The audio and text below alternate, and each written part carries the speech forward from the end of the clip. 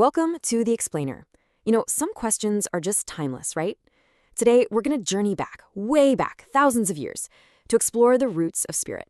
We're talking about those incredible ancient texts, things like the Tao Te Ching and the Bhagavad Gita, and we're going to see how they tackled the big questions that, honestly, we're still asking ourselves today. I mean, think about it. For as long as we've been, well, us, people have been wrestling with this huge question of identity. Who am I? What am I really when you strip everything else away? And then there's this one. How do we live a good life? We're all searching for that right way to live, That path to finding some peace, not just inside our own heads, but with everything and everyone around us. And, of course, there's that deep, constant search for a connection to something bigger than ourselves, some kind of bridge to the divine or the sacred. So, with these huge questions on the table, where do these ancient paths even begin? Okay, so let's get into it. It seems like almost every tradition starts the journey in the same place, by looking inward, right at the nature of the self. And what they often find is this kind of internal tug of war, a conflict between our everyday ego and what they call our true spirit. So check this out. This idea, inspired by A Course in Miracles, really lays it bare.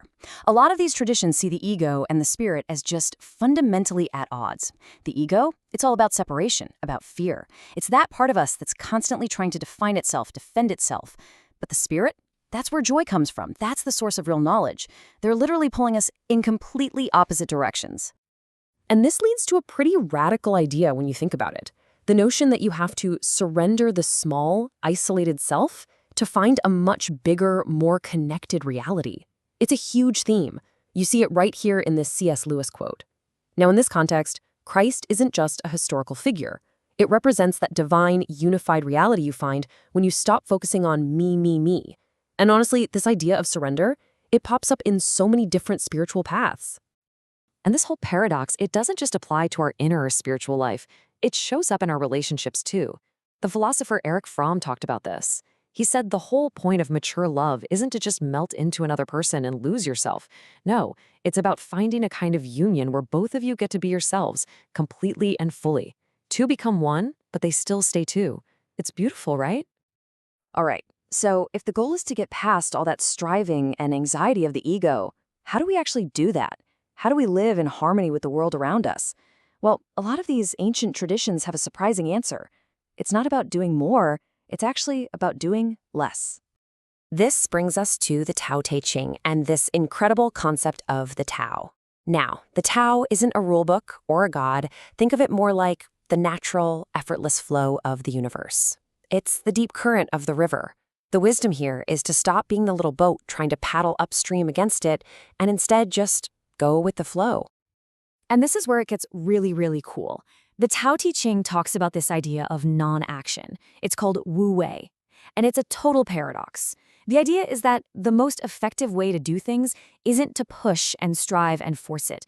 It's to let go and align with that natural flow we were just talking about. You know that feeling when an athlete is just in the zone, or a musician is just lost in the music? That's it. That's non-action. Nothing is forced, yet everything gets done. And look at this. It perfectly shows how you can find these common threads in traditions that seem worlds apart. On one hand, you have Taoism and its idea of non-action, aligning with the flow. On the other, you have a Christian mystic saying, "Put off thine own will." It's the same core idea, just in different words. The path to peace isn't about grasping. It's about letting go. And what's so powerful about this is that it's not just some dusty, ancient idea. This is a core principle in modern mindfulness, in psychology today. The message is exactly the same thousands of years later. Stop trying so hard to grasp and control everything. Just relax the grip and let things happen. So this whole journey, looking inward at the self and looking outward for harmony, it all eventually leads to that big question of the divine.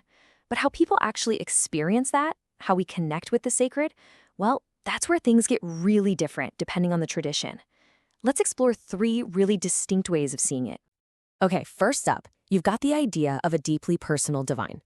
In traditions like what you see in the Hebrew Bible, God isn't some abstract force. It's a being you can actually talk to. You can ask for guidance, like David does here, and you can get a direct answer. It's a real relationship, a two-way conversation. Then you have a totally different perspective, the impersonal divine. The Tao, for example, isn't someone you chat with. It's this all-pervading force, this cosmic principle that you're a part of. It's the quiet, unseen source of absolutely everything. You don't pray to it, you learn to align with it. And then there's a third way, which is more visionary, more rooted in the earth. For someone like the Lakota holy man Black Elk, the divine encounter comes through the world. It's a song of power, a voice that speaks from the world itself. It's still a very personal experience, for sure, but it's grounded in the natural world around us. So you see, there are so many different doorways to the sacred. Okay, so we've just taken a whirlwind tour through some pretty different spiritual landscapes. What does that all mean for us? What can we actually take away from all this that's useful in our lives right now? Well, even though the words, the symbols, the stories are all over the map, you start to see these shared truths pop up again and again. Things like moving past the ego's fears to find real joy. Finding peace, not by fighting, but by letting go. And understanding that how you connect to the divine can look a lot of different ways. It seems like we find our true selves not by searching for them, but by connecting to something way bigger. So in the end, maybe the real question these incredible texts leave us with isn't which one of these is the right one. Maybe the better question is which of these paths speaks to you? Which one points the way forward on the journey that you're on right now?